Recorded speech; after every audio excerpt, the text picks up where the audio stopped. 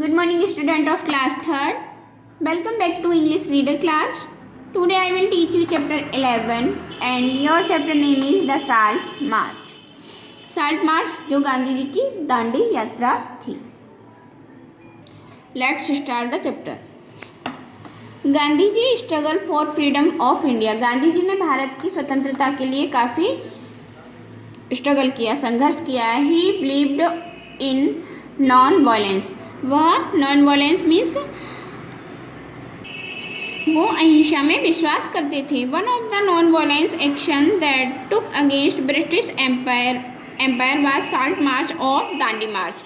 उनका एक अहिंसा एक्शन था, मतलब अहिंसा आंदोलन था कि जो कि साल्ट मार्च या दांडी मार्च के नाम से जाना जाता है. और किसके खिलाफ था? वो ब्रिटिश सरकार के खिलाफ था.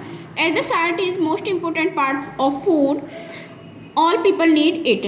नमक हमारे खाने का सबसे महत्वपूर्ण तत्व है या अंग है और हर एक व्यक्ति को इसकी ज़रूरत होती है. How ever the British took control of all the salt factories in British India. जब अंग्रेजी सरकार ने भारत की जो नमक की कंपनियां थी उन पर पूरा कंट्रोल कर लिया था, तब Indian could not no longer make salt for themselves. तो इंडियंस कंपनी थी, जो भारतीय कंपनी थी, वो उनके लिए ज़्यादा से ज़्यादा नमक नहीं बना पा रही थी. They force to buy salt from British. तो वे जो अंग्रेजी हुकूमत थी वो हम इंडियन लोग पर, भारतीय लोगों पर फोर्स मीन्स दबाव बना रहे थे, मतलब विदेश से नमक खरीदने का. दे ऑल्सो हैड पे टैक्स ऑन सॉल्ट. और उस पर अपना भारी कर भी लगा रहे थे. Due to this tax salt become very expensive. Expensive means महंगा. और इसके कारण जो नमक था उस समय काफ़ी महंगा हो गया था. And the ordinary people of India could not afford two by it. और जो भारत के साधारण लोग थे वो इसको खरीदने में असमर्थ हो चुके थे.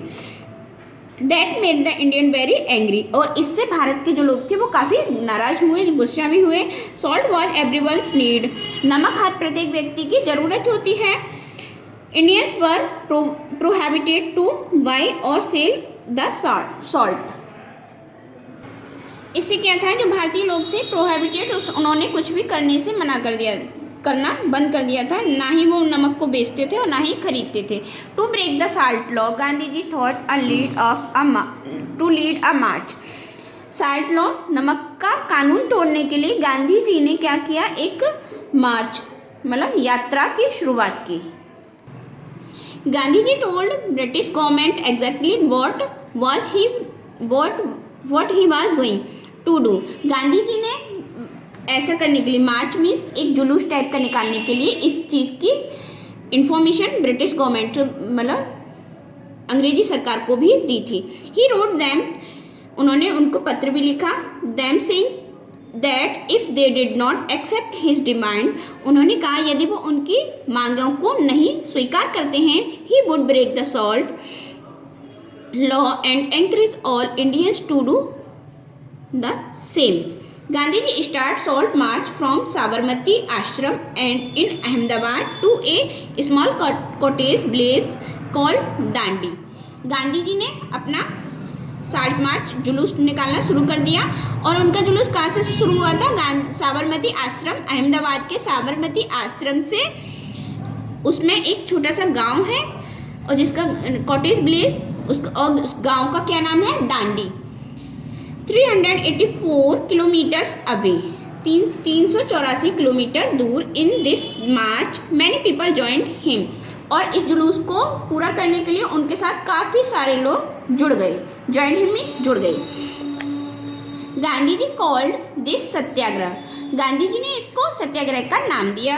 It means refusing to follow and fair law using only peaceful and non violence means.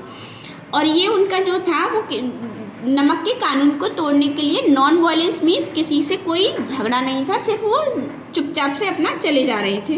मतलब उनका पीसफुल, शांति भरा एक आंदोलन था, उसमें कोई भी किसी तरीके का झगड़ा या विवाद नहीं था.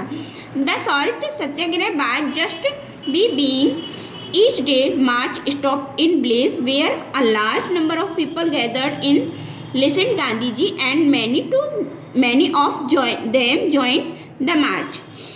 प्रत्येक शाम को उनका जो मार्च था वो एक ऐसी जगह रुकता था जहाँ पर काफ़ी सारे लोग इकट्ठे होते थे और जो कि गांधी जी के वचन या प्रवचन जो भी वो देते थे उसको सुन सकें।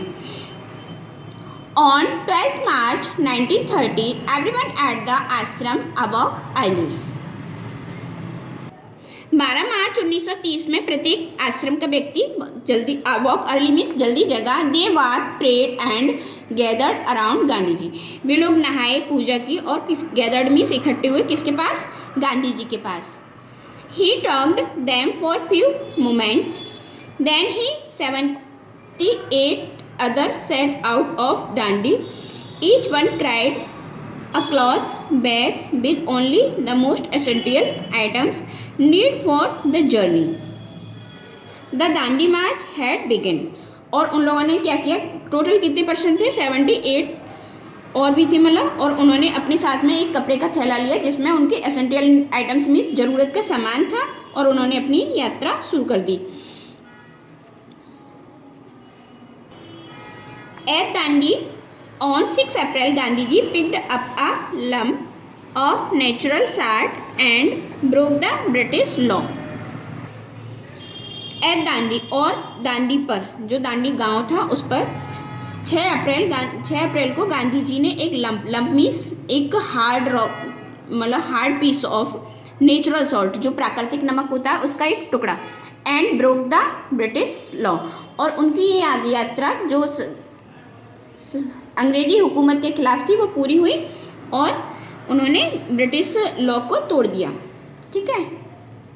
Next moral of this story, we should not make such lame that hurt people.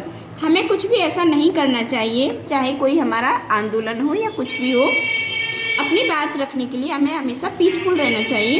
ऐसा नहीं करना चाहिए कि जिससे कि दूसरे लोगों को तकलीफ हो। I hope you will be understand this chapter. Read this chapter carefully. Thank you.